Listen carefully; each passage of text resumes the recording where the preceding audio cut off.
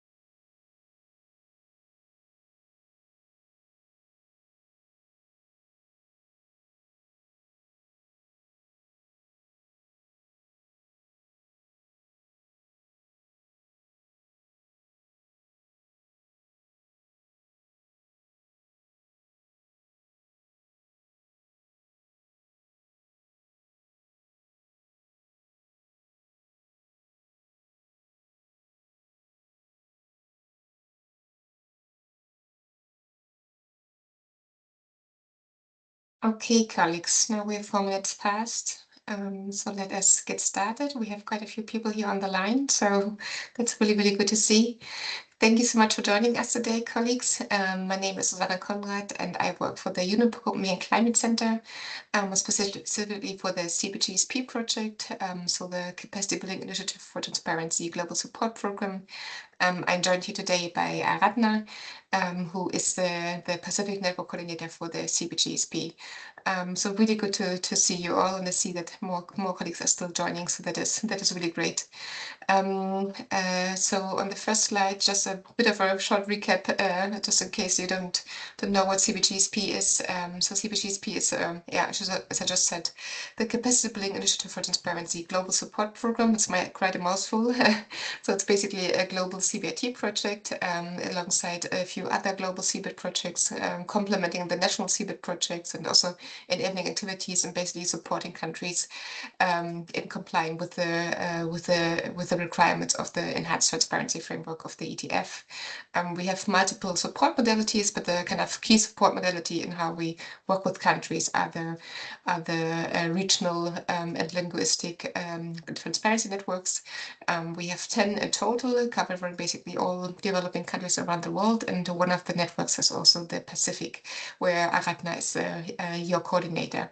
And here on the right side, you also see the Pacific network page on our climate transparency platform, which is also part of the project as a one-stop shop for transparency. So we always encourage you to visit the space and look for events, for news, for knowledge products, for opportunities. So also a reminder to visit the page. Yes. So about this, yeah, it's a new year. It's 2026 now. It's a big year for transparency, and with a second round of BTRs due for most developing countries by the end of the year, we thought it would be good with a refresher of the enhanced transparency framework. We have already 3 BTRs from the region, from the Pacific, and more are in preparation. Many Pacific countries are working hard to deliver and prepare their BTR. And we thought it would be useful to start off the new year with a little refresher of the ETF. Yeah, even the people who work with the transparency requirements on a daily basis, even us have to go back to the MPGs once in a while to remind ourselves what the MPGs actually say and what the actual text is. And it's just a good user refresher once in a while. So we thought we start off this year with a refresher, and we have a 2-part webinar basically. So today's webinar, which will provide a general overview of the ETF with the general provisions, the general guidelines as per the modality procedures and guidelines, and then we have another follow-up webinar where we meet in 1 week's time exactly, and we will dive a bit deeper into the flexibility provisions. And what this means for the Pacific, if the Pacific countries choose to submit a BTR despite their discretion, how can they make use of these flexibility provisions? Yes, so on the next slide you see the overall objective of the webinar. It's multifaceted. We have a bit of so to reinforce the understanding of the ETF, to clarify the flexibilities, which will be the focus of the next webinar. We will also discuss Pacific priorities, so there will be some time for experience sharing and sharing of lessons learned, and overall, the overall aim is to help with the continuous improvement of transparency over time, as the ETF also says.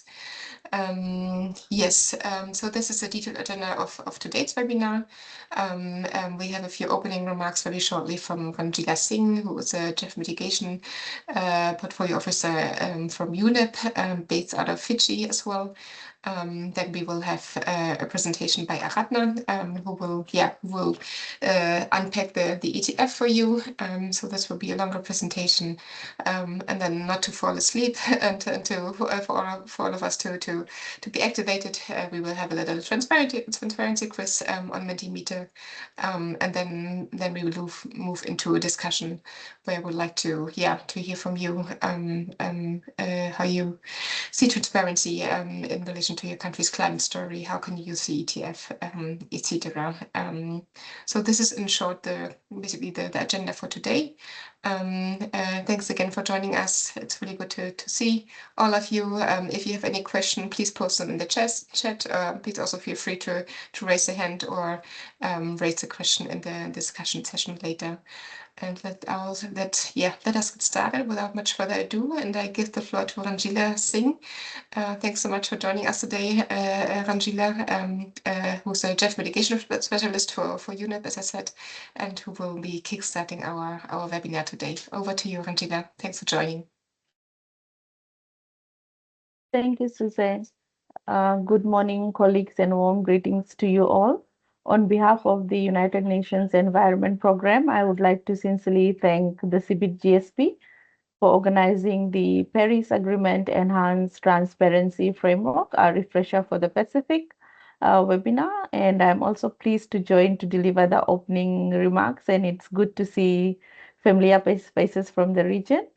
So thank you for this opportunity. And it is also my hope that this refresher will support the Pacific in their reporting obligations, along with other projects such as CBITS and enhanced transparency framework enabling activities that are ongoing in the region.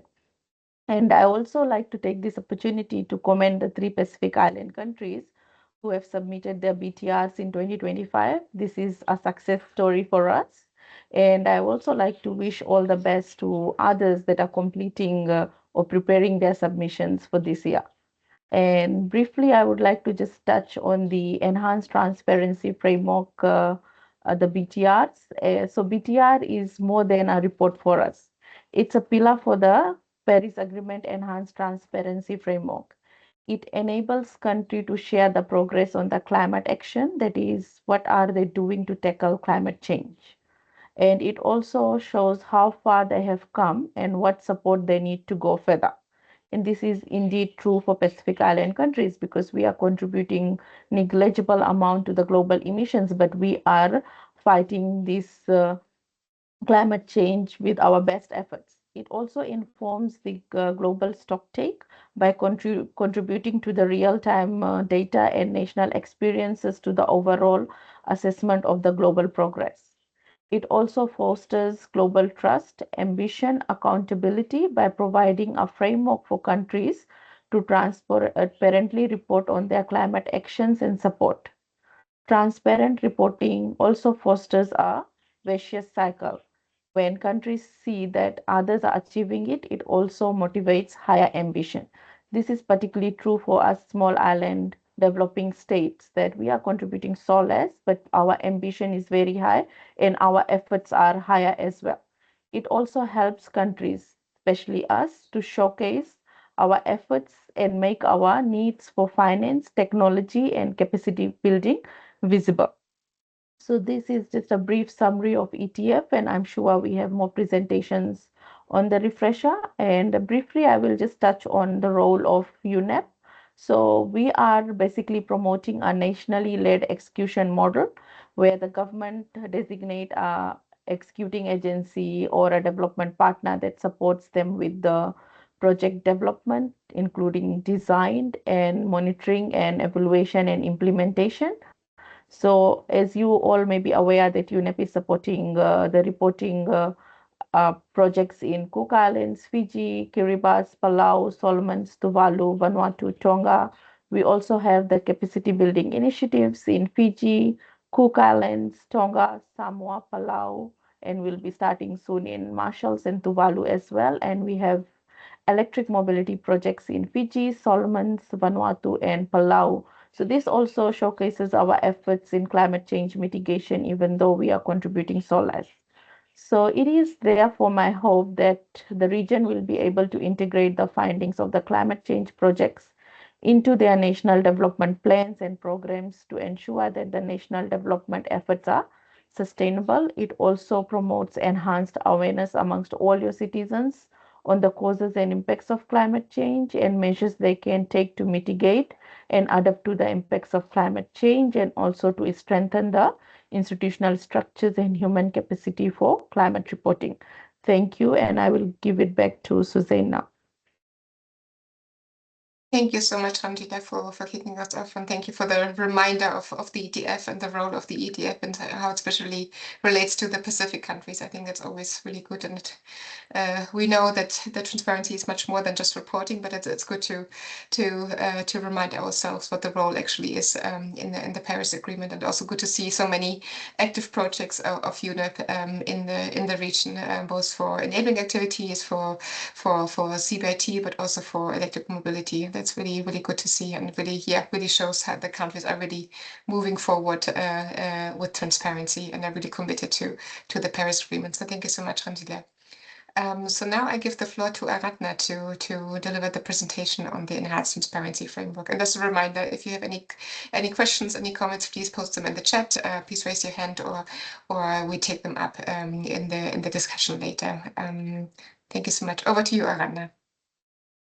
Thank you so much, Susan, and thank you everyone for joining today's session. So I'll briefly begin with the objective of this part one of the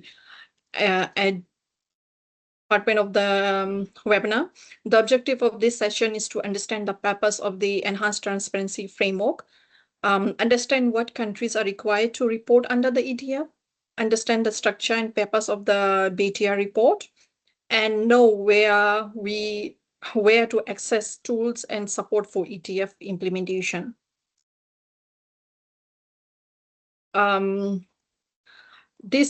think this slide is quite important in today's presentation because it answers the fundamental question: why should Pacific countries invest limited resources that we have in transparency. So to begin with, transparency is not just a compliance exercise.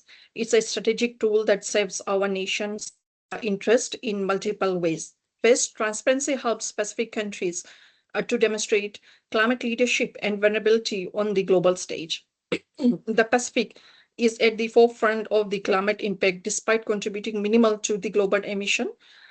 So transparency mechanism give you a platform to tell a story with data and evidence. Second, it strengthens access to climate finance, adaptation support, and loss and damage mechanisms. International finance increasingly requires transparent reporting of needs, actions, and results. Countries with robust transparency systems are better positioned to access available funding. Thirdly, transparency helps to track progress on our own national climate actions.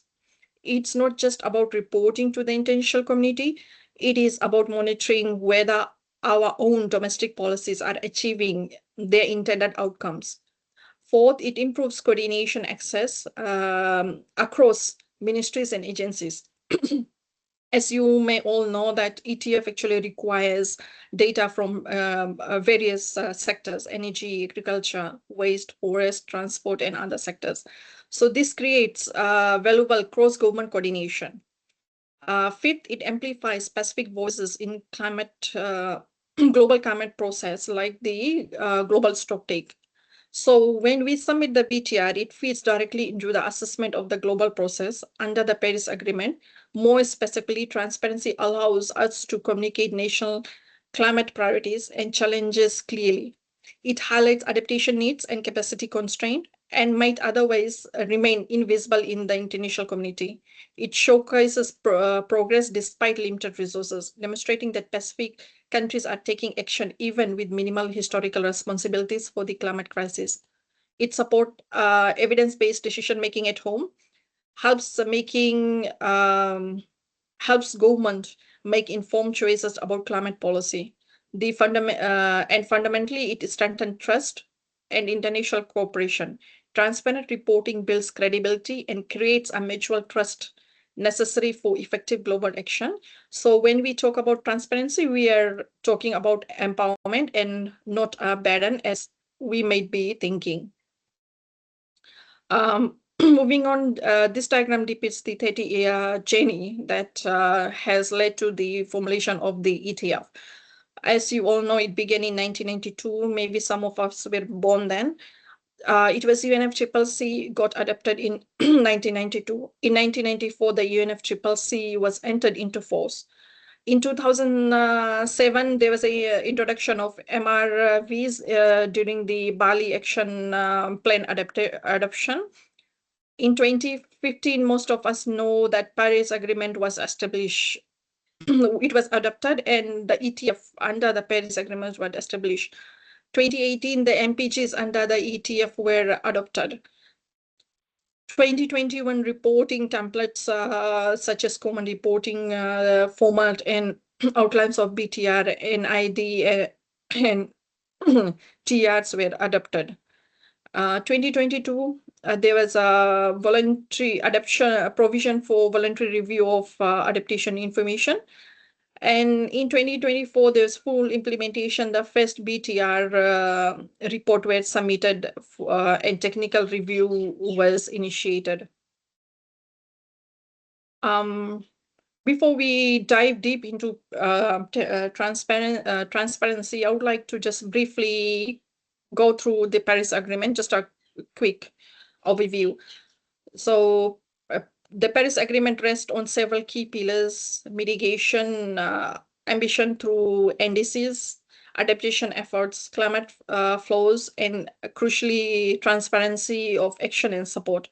Article 13 of Paris Agreement establishes the enhanced transparency framework. It's not a afterthought or administrative requirements. It is fundamental to how Paris Agreement function. Why? Because the Paris Agreement is built on nationally determined contribution rather than top-down targets. For this system to work, there must be a robust transparency so that the international community can track collectively progress and build mutual trust. The ETF mechanism so makes this possible. Moving on, the next slide. This diagram emphasizes the transparency isn't isolated. So if you see, we see nationally determined contribution, then we have ETF, and then we have global stocktake. The arrows in the diagram shows this is a continuous improvement cycle. How? Countries plan their indices based on their, so countries here plan their indices based on their ambition. Then they implement through the domestic policies, and then the ETF here provides a mechanism to track and report progress. All this information feeds into the GST to assess collectively progress globally. The GST outcomes then inform and build the round of more ambitious indices. So we plan the index here, it goes through enhanced transparency framework where we track, we report, then it goes to GST, and after the GST makes decision, then we are informed of how our next round of NDCs should look like to achieve our Paris goal.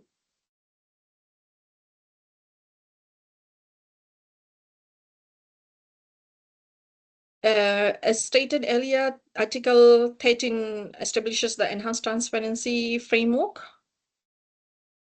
So there's two components. One is transparency of action, what the countries are doing, and transparency of support, which is what assistance is being provided and received. This dual focus recognizes that climate action in developing countries often depend on international support. Thus, the ETF create a visibility of both sides of this equation.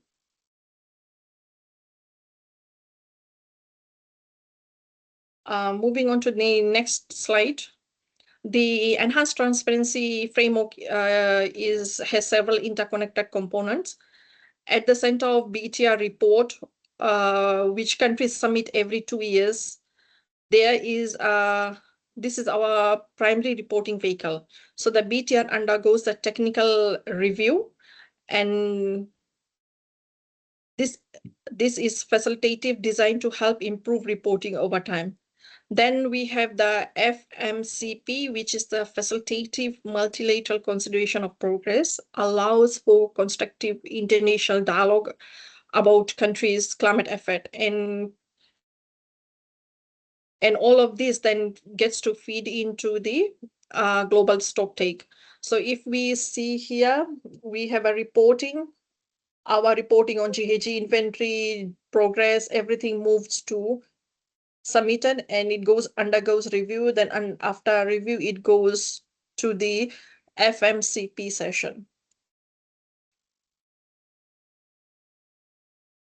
I'll be touching base on a bit on the ETF key concept and guiding principle.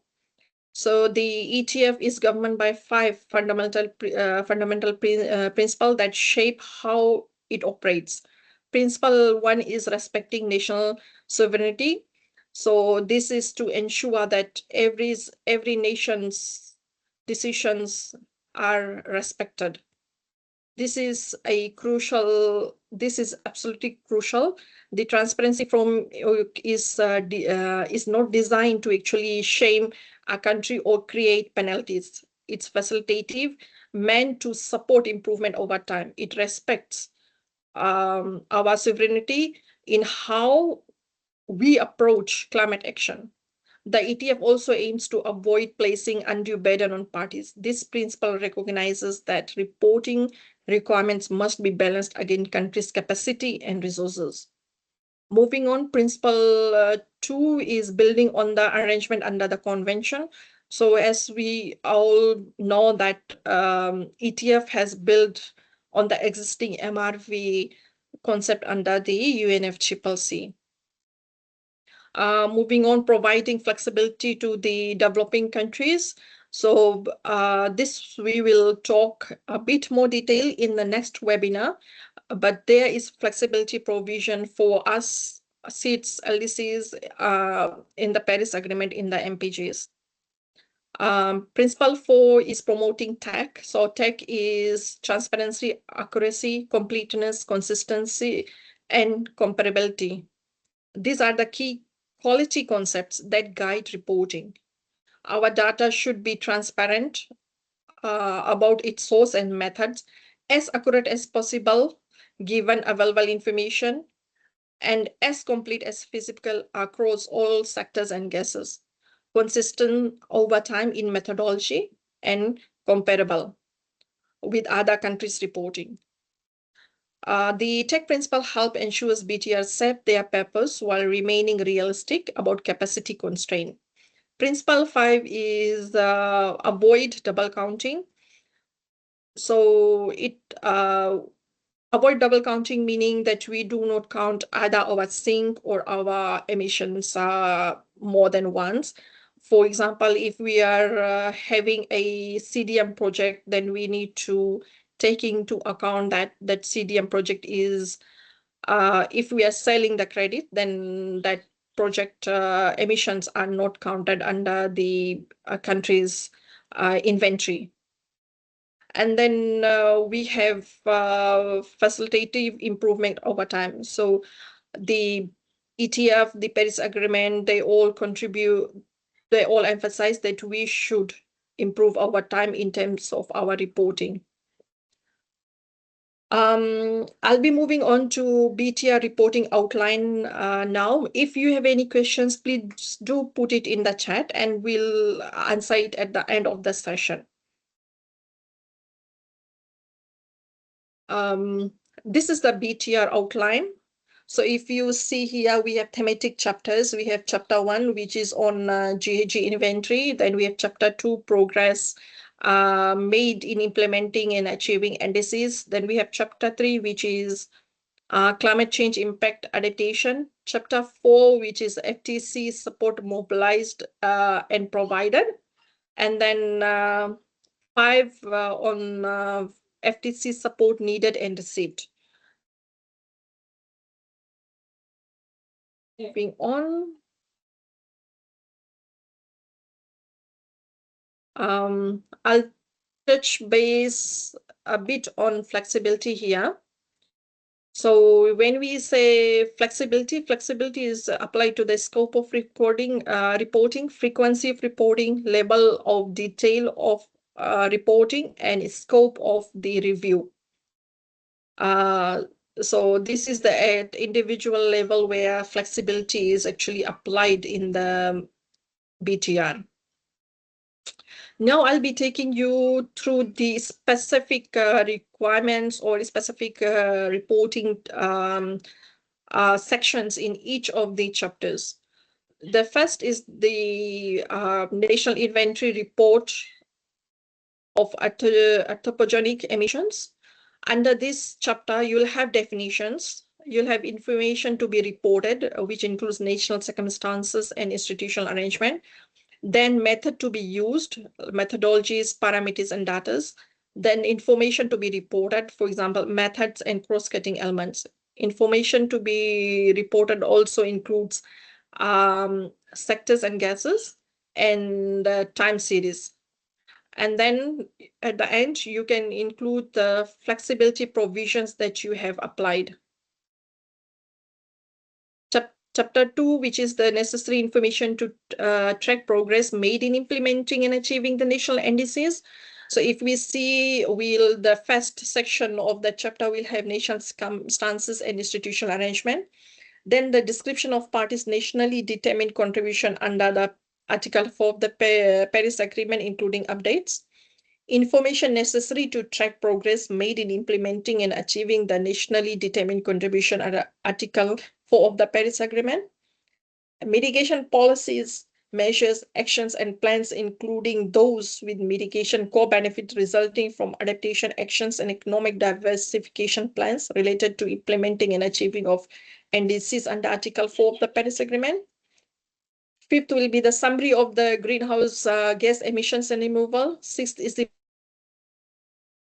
emissions and removals as applicable. And then we have other information. And then under this chapter, you can also include all the flexibility provisions that a country has used. Chapter 3 is information related to climate change impact and adaptation. Under this chapter, we have a section starting with national circumstances, institutional arrangement, and legal frameworks. The second one is impact, risk, and vulnerabilities as appropriate. Third one is adaptation priorities and barriers. Fourth one is adaptation strategy, policies, plans, goals, and actions to integrate adaptation into national policies and strategies. The fifth one is progress on implementation of the adaptation. Sixth one is the monitoring and evaluation of adaptation actions and process. Seventh one is the information related to adverting, minimizing, and addressing loss and damage associated with climate change impacts. Next one is cooperation, good practice, experience, and lesson learned. And then the last one is any other relevant information that you think should be reported under that chapter.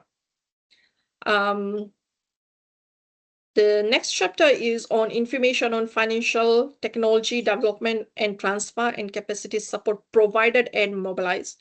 As you can see, this is provided and mobilized. This may not apply to our side of the country, but I have just included it here to show that this exists. And if you are providing any kind of support, you can also report here.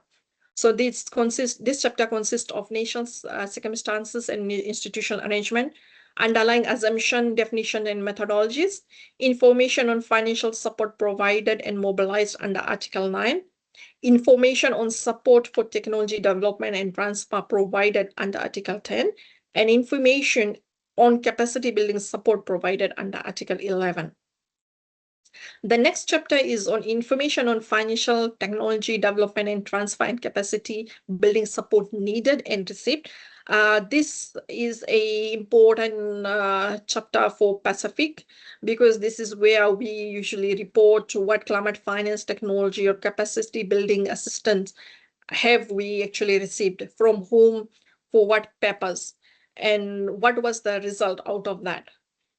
This creates visibility for support received and helps to demonstrate how international assistance translates into climate action on ground.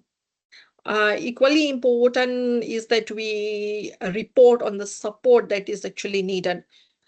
This is what additional finance, technology, or capacity building that we will need to implement the NDC or to enhance our adaptation and to improve transparency itself. So this section creates a clear record of the gap between support received and needed. And this information is crucial for climate finance negotiators for potential providing for and potential providers for support. So if you put all this information here, and then if you have donors that are actually looking at your report, they can pick out from what other support that is required by our countries.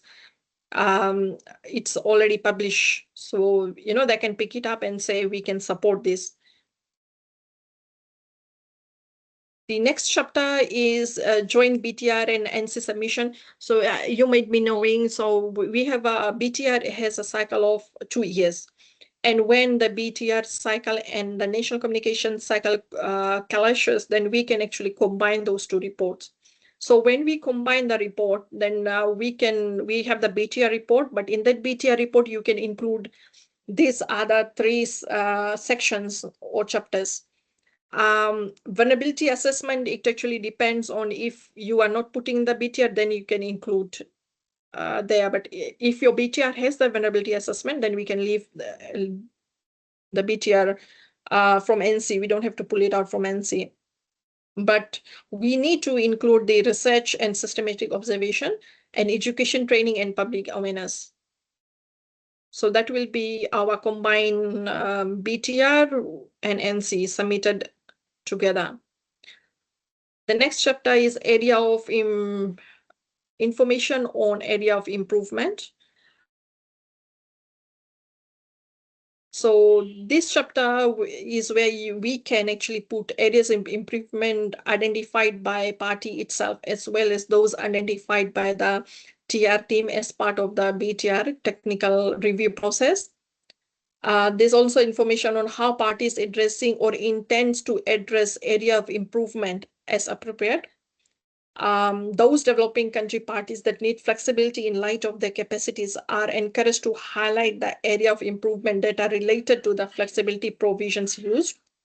And the last one is identification of reporting related capacity building support needs, including those related to flexibility provisions and any progress made, including those need previously identified as part of the TER, sorry. So those were all part of the chapters under BTR that here has been covered. I'll be moving on the ETF tool. You might know that, or you might have used this tool. So UNFCCC has developed electronic reporting tool specifically for enhanced transparency framework. These are critical resources that simplify the reporting process.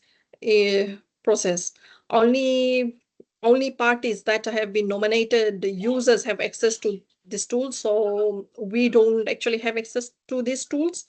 Only the parties, only you will have access to that tool. So each country actually nominates focal point who receives login credential to access the ETF reporting platform.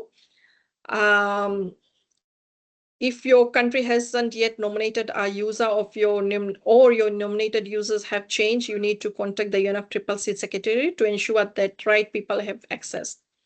These tools are not publicly accessible because they contain countries' draft report and data before official submissions. Parties are advised to use ETF tool in CRTs and CTFs because it streamlines data entry, it enhanced accuracy, it's easy for future reporting. Generation of final reporting tables such as CRTs and CTFs are they are automatic generated tables if you use these tools, and then the data integration into UNFCCC climate data hub. So it allows your data to be integrated. Only the JSON file generated by the tool are injected, ensuring availability of data for review and dissemination.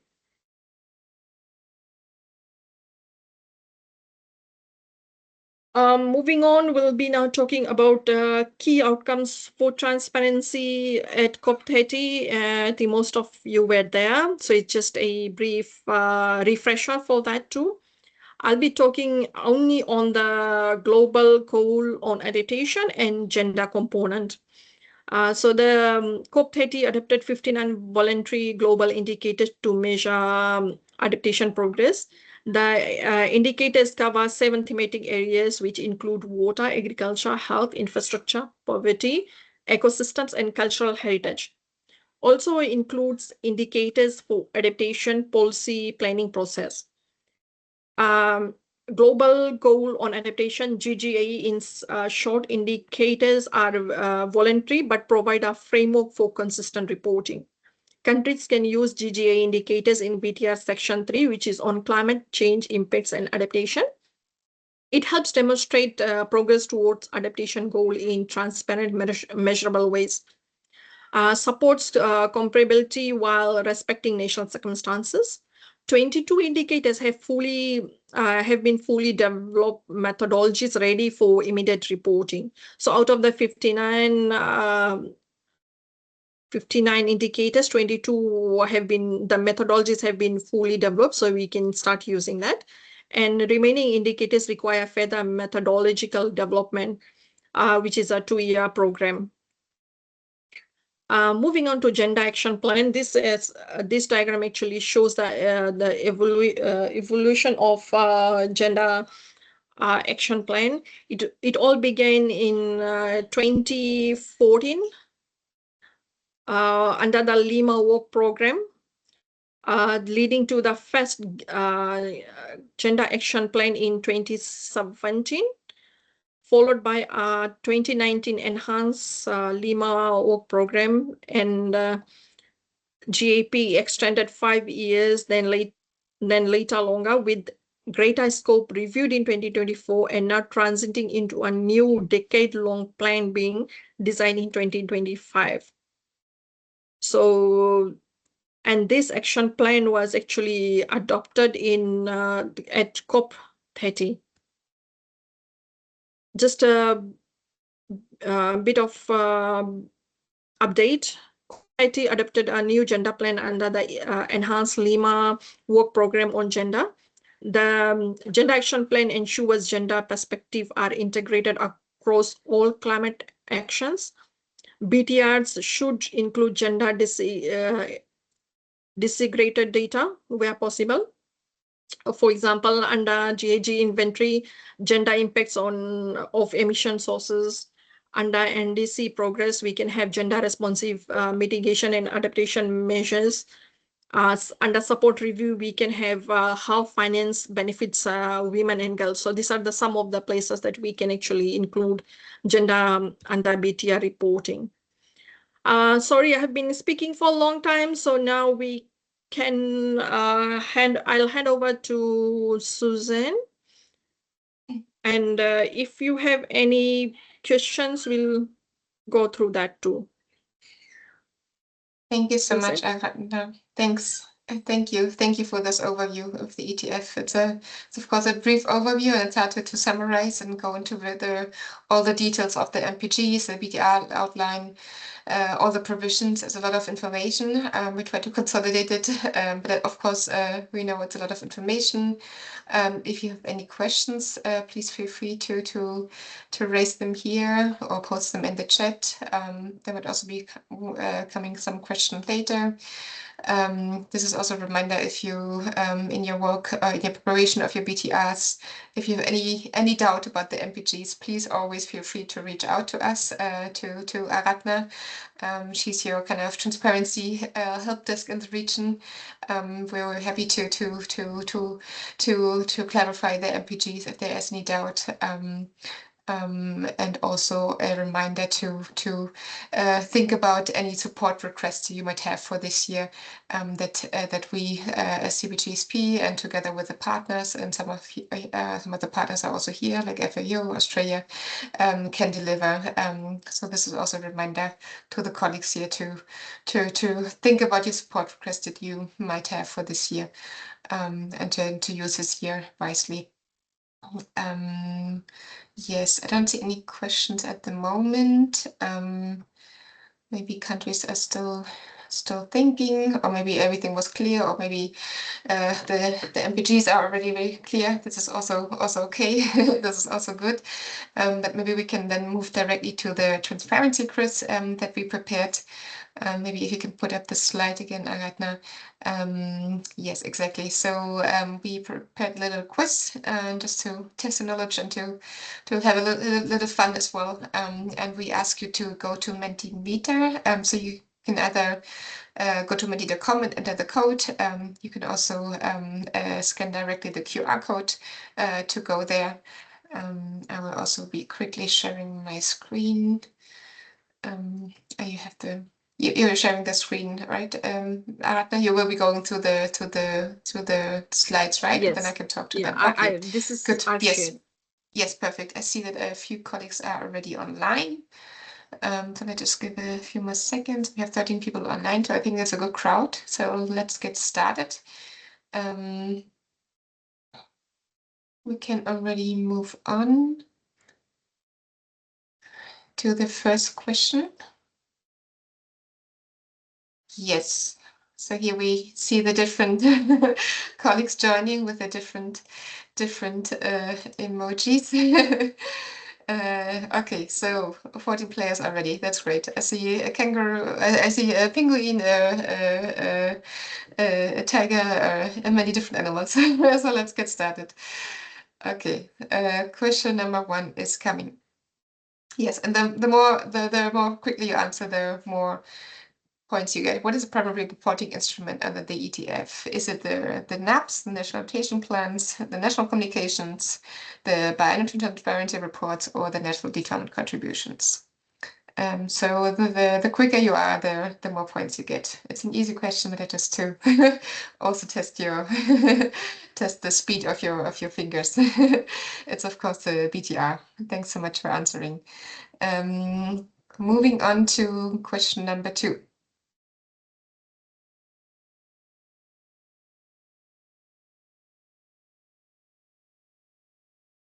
What was the deadline for the submission of the first BTRs? So the BTR1, what was the deadline? Was it December 31st, 2020? Was it December 31st, 2022? December 31st in 2024? Or was it just recently December 31st, 2025? And again, the speed counts. So we have 9 right answers. So that is great. Great to see. That is good. Good. It was, of course, in 2024, exactly, and the next round already due in December 2026. Yes, okay, so moving on to question number 3. Which of the following information may developing countries report at their discretion in their BTRs rather than as a mandatory requirement? National Inventory Report Summary, information to track progress on the NDCs, information on the costs on non-GHG benefits of mitigation actions, and information on financial technology transfer and capacity building. Yeah, I think it was a bit of a tricky one. I think was a little error from our side. Of course, the support part is also not mandatory for developing countries, but here we were looking for the information on the cost and non-GHG benefits of mitigation actions. Apologies about the option number D. Thanks for your questions. Thanks for your answer. Yes. We have a little quiz leaderboard to see where people are standing. I don't know, of course, who are the people behind the magical rhino or Pingu or tiger baby. You colleagues know. But here we have a little quiz leaderboard and see the points. Okay, question number 4 coming up. What are the key guiding principles of the technical expert review under the ETF of the TER? A is putative, intrusive, and top-down. B is a binding, mandatory, and enforced. C, facilitative, non-intrusive, and non-putative. Or D, intrusive, capacity building, and legally binding. The modalities of the TER. It's, of course, number C. It's a facilitative, non-intrusive, and non-punitive process. Thanks for joining. I see many correct answers. This is great. We have a few more questions to go through. Question number 5 coming up as well.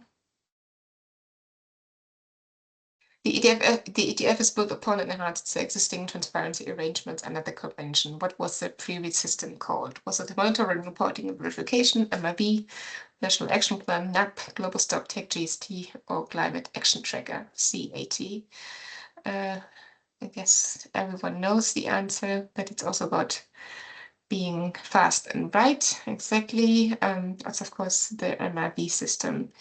So thank you so much for answering. So we have 2 more questions to go.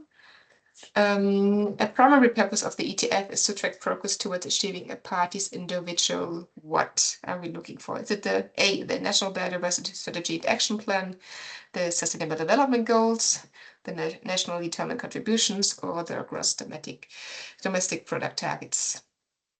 What is the It's, of course, the NDC, tracking of the NDC as in chapter 2 of the BTR outline. So here we have another quiz leaderboard. So let's see where we stand now. We have Star, particularly will be is the fastest and with most points for the Blessed Elmo, Pingu, Wolfmeister. Interesting questions. So thanks so much. That's really good. to see you all very engaged and having fun. That's good. It's also about transparency. It's not all seriousness. It's also having fun. Recognizing, so that question number 7, recognizing the capacity constraints of SIDS, what special flexibility is offered to them regarding the BTR submission? Are they exempt from submitting BTRs entirely? May SIDS submit the BTRs at their own discretion? Or do they only need to report an adaptation, not mitigation? Or do they not need to use the IPCC guidelines? Its answer number B, that SIDS and LDCs are allowed to submit their BTRs at their discretion, so at their own timeline, not having to follow the biennial cycle. Thank you so much. That's good. And I think we have one more question to go. And here is question number 8. What is the name of the new digital tool launched in 2025 to assist Pacific countries with NDC data tracking and reporting? So this is not so much ETF related, but more Pacific related. Is it A, Pacific NDC dashboard, B, the climate tracker, C, the Pacific GHG mapper, or D, the island transparency portal? Also here, many people are correct. It is the Pacific NDC dashboard, number A. I was actually also not aware of this, so that's I also learned something here. So thanks so much. So we have gone through all the answers now. So let's see where we are. Let's see how the leaderboard looks like now. Star has won with 5,000 points. Who is Star? Maybe Star can post in the chat where Star is coming from and who Star is. Would be curious to know. Thank you so much, everyone, for joining. That's it's fun always with a little quiz. Oh, Rangila was Star. Okay, that's good. Also, thanks for playing, Rangila. You stole the show of the others. So that's good. Everyone played. That's good. Okay, thanks so much for joining, colleagues. That's good to have a little fun here. Now we can go back to the. No need to apologize, Rangila. Now we can, everyone had fun, I hope. So now we can go back to the main agenda. So yeah, now we want to have a little bit of discussion and to have a little bit of reflection from you colleagues on the ETF. So not just hearing about all the provisions, the MPGs and so on, but hear a bit from your side.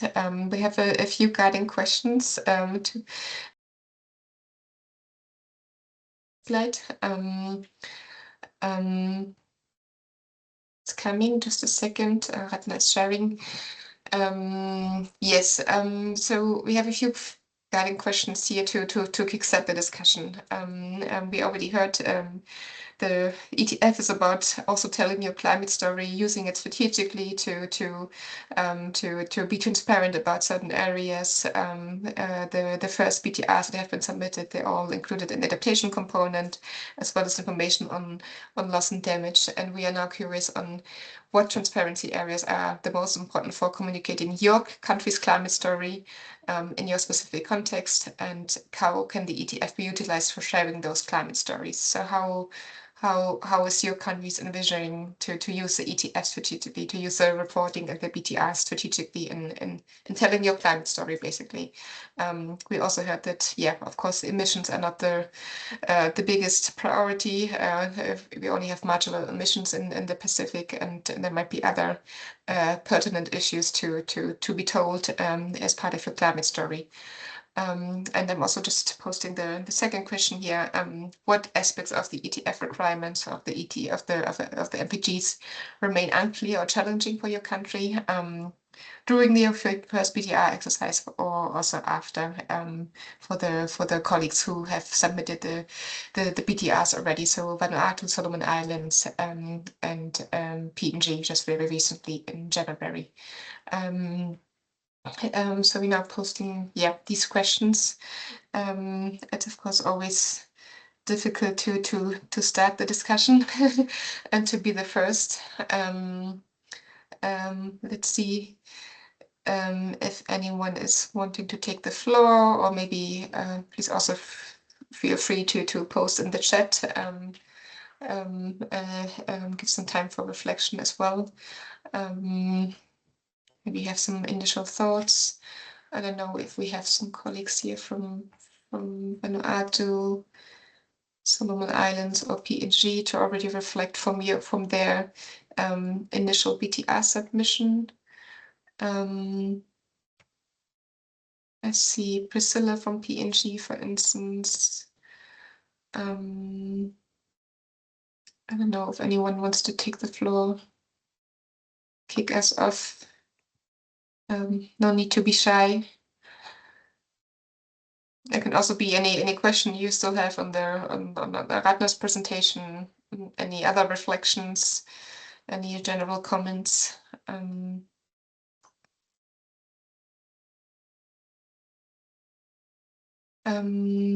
Maybe if Ranjila, our star, is still online, maybe we can ask Ranjila to, because she's also from Pacific and previously with the Fiji government, maybe we can ask Ranjila to kick us off with some reflections from her previous role in the Pacific, in the Fiji government, on how Fiji was viewing this, the BTR exercise, how Fiji was viewing was viewing the kind of the ETF and telling the climate story in the preparation of the BDR that just has kickstarted. I don't know, Ranjila, if you want to take a few points, if you just to break the ice for other colleagues to come in. Thank you, Suzanne. I think I will just. Are you able to hear me? Yes, yeah, I'm able to Yeah. hear you. So I will just wear my previous hat as a Fiji government official and maybe share some experiences from our previous reporting cycles and our recently started BTR. So in Fiji, I think one of the important things that we always see is how do we communicate to the global community what our adaptation needs, what our needs for implementing our NDCs. So basically, the most important chapter I would say is what is our needs for um, implementing the climate actions on ground, the technologies as well, and the capacity building as well. In terms of capacity building, I think we have come far now. We have a lot of national expertise, but we still can build further. So those are the important areas for communicating to tell our story for Fiji, I think, and that also actually is true for all other Pacific Island countries. You can also see that all the new NDCs that have been developed for the Pacific Island countries, they have a major focus on adaptation. So that shows that we are at the front line of the climate change impacts and we need support to adapt to those.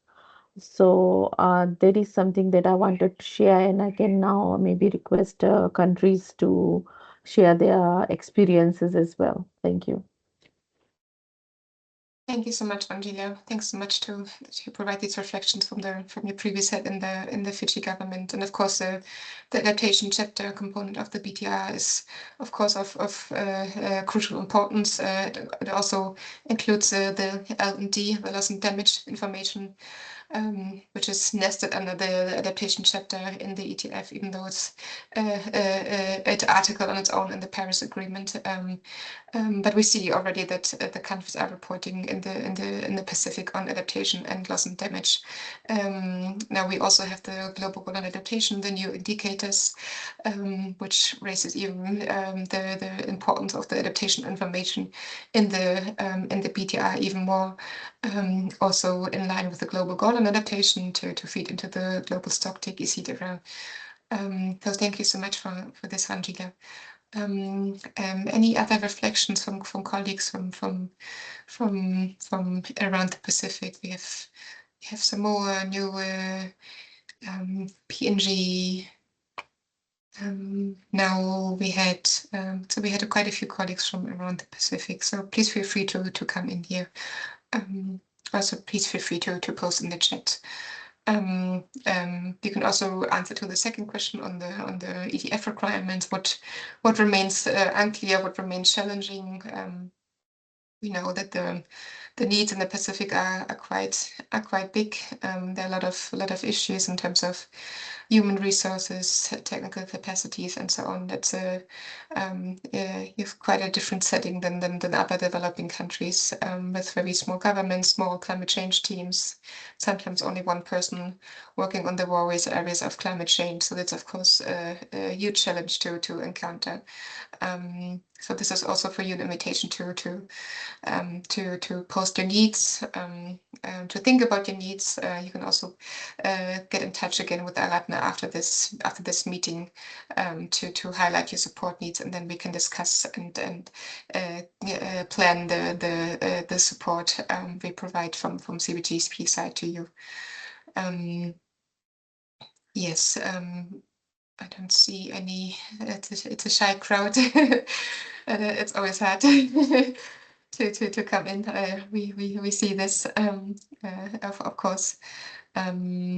Also a reminder to colleagues that we from CBIT-GSP side, we do a lot of quality reviews of the draft reports from countries. So we have done also from the Pacific actually quite a few kind of reviews of your draft reports. So it's kind of a service by CBIT-GSP that we offer, that we go through your draft report and provide kind of areas how to enhance the clarity.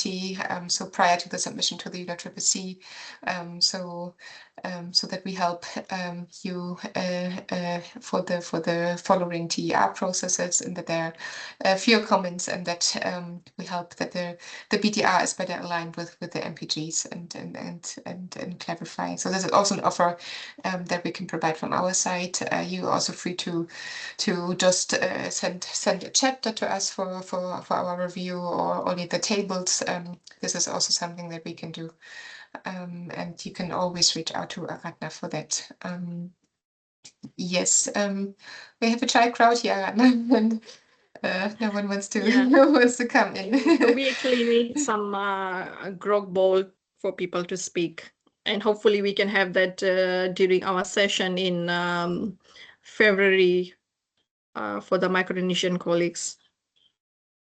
Exactly. Yes. So there's a training coming up for Micronesian colleagues in Fiji in a few weeks, actually, organized by Australia, together with the UNFCCC, the Pacific NEC Hub, GIZ, and also CBIT-GSP. So there will be an in-person meeting where Aradna will be traveling. Mike is also going to be there.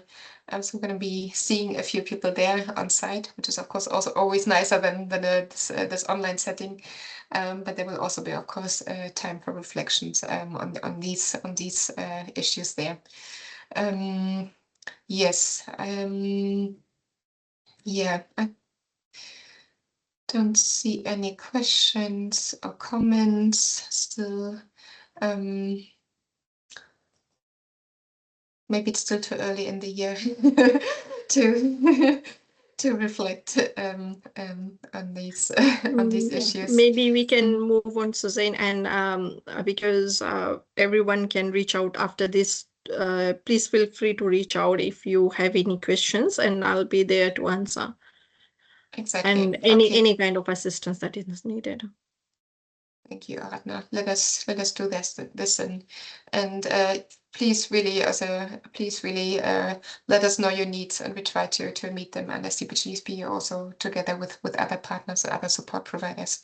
This is really crucial for this year ahead. Yes, so let's move then to the next part, and we have just one last feedback survey, the general feedback survey that we do for all our webinars, to get your insights on how we can improve. Aradna, can you maybe? Yeah, sorry. Oh, yeah, there was one more slide. Apologies. So maybe Aradna can quickly summarize on what it means for the Pacific, to summarize the session today. Yeah, over to you again, Aradna. Sorry. Yeah, just give me a second.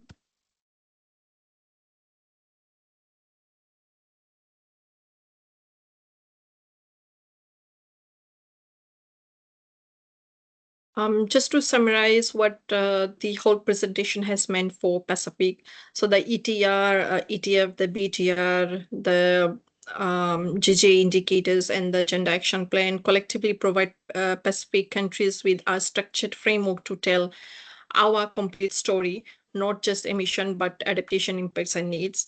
The voluntary GJ indicators can be used to measure and report adaptation progress across key sectors.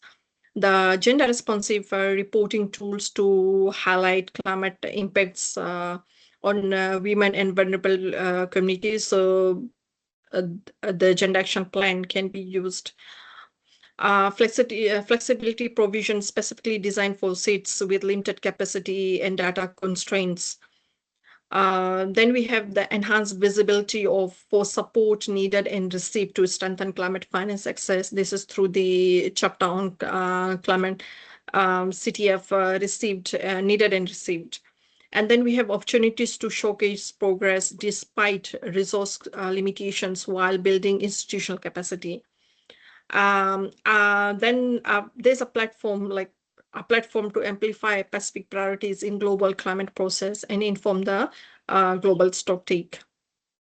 And that's the summary from my end. And then just to note that ETF is a tool of empowerment and not just a compliance. And with this mindset, I think we can use ETF as a tool to improve our own country's standards that we currently have.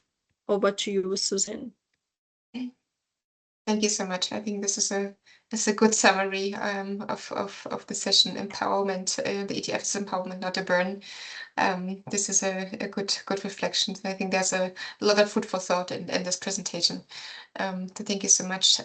Just a little pre-glimpse. As I said in the beginning, this webinar is a two-part webinar. So that was just kind of an overview of the ETF. But next week we'll be diving a bit more into depth with the flexibility provisions. So if you, as a Pacific country, choose to submit the BTI, you're of course allowed to use the flexibility provisions that are in the inventory and NDC tracking chapter as per the MPG. So we're going to be unpacking these provisions and how they can utilize them in your BTI reporting next week. So we're going to meet again in 1 week's time at the exact time with a similar kind of outline where Ratna will be presenting, and then we will have hopefully also some perspective from IOSIS on flexibility provisions, and then we can have a interactive discussion, and maybe by then we have a bit more reflections and people are a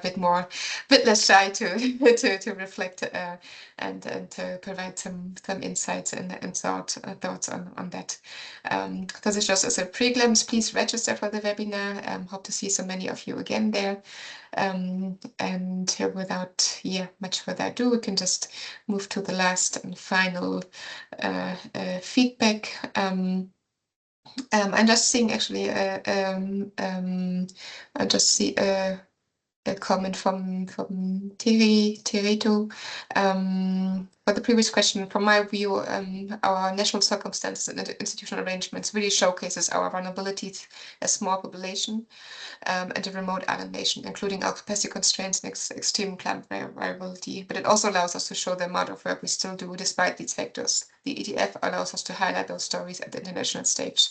This is a very, very valuable reflection. Thank you so much for posting this in the chat, Tirito.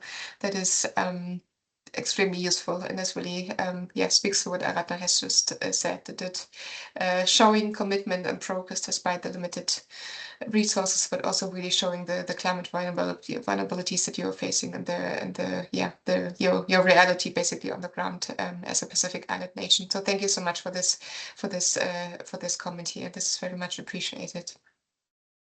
Yes. And then, so as last step, we invite you again to go to mendimedia.com to provide a bit of feedback on our webinars. We try to improve ourselves. So I'm also posting the direct link in the chat, so you can also use the hyperlink there. People are joining now. 5 people have joined. That's great. Thank you also for staying online on the webinar. And now, yeah, the first question that we have to ask: how satisfied are you with this webinar? Please be honest. We need the honest feedback here. Thank you so much for providing your feedback. We also can leave the survey open after this webinar, so you can also provide your feedback afterwards. Yes, so 4 people out of 6 have answered. More answers are coming in. Thank you so much. Thanks so much for this feedback. Always good to know. Moving on to the next question. What is your key takeaway from this webinar? Anything that you want to, if you think back of this past hour or so, is anything that's stuck in your mind that you want to share with us here? Any thoughts? Any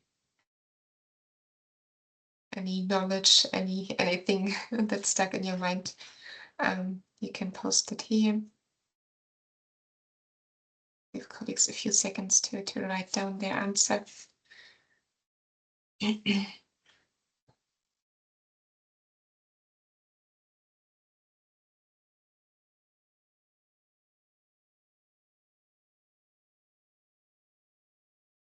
It's of course also fine if there's no key takeaway, you're just digesting and thinking about your day ahead, and that is also completely fine.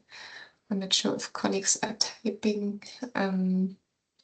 Otherwise, we can also share the Mentimeter with you afterwards as well.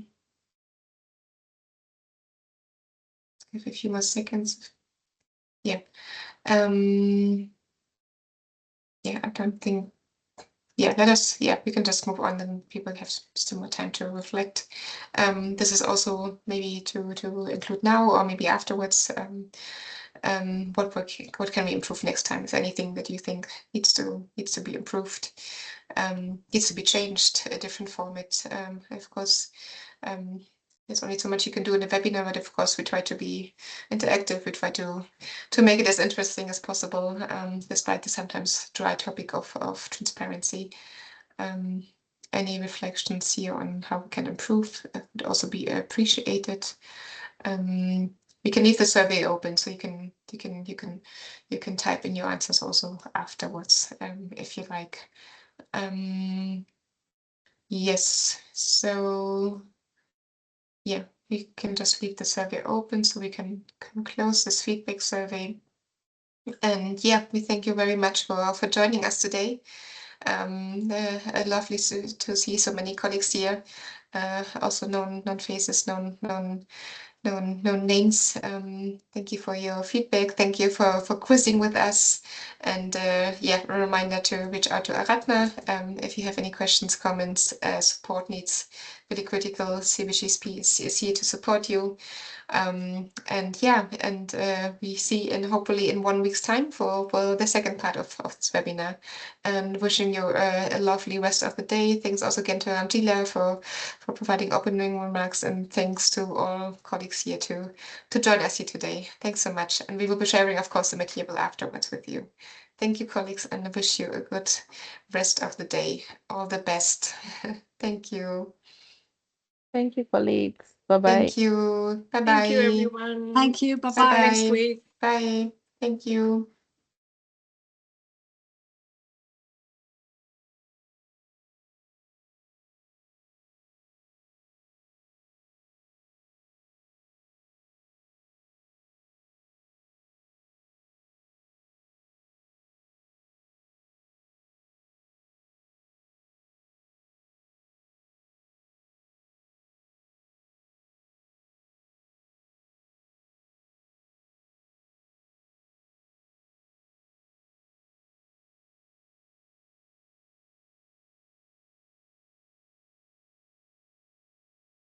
Well done, my dear. Well done. was- Well, good. I think it was really good. I think it's. Can you stop recording? Have you stopped recording? Yes. Sorry. Let me do. How do I? Can I? Yeah. Stop recording. That way. I can stop recording.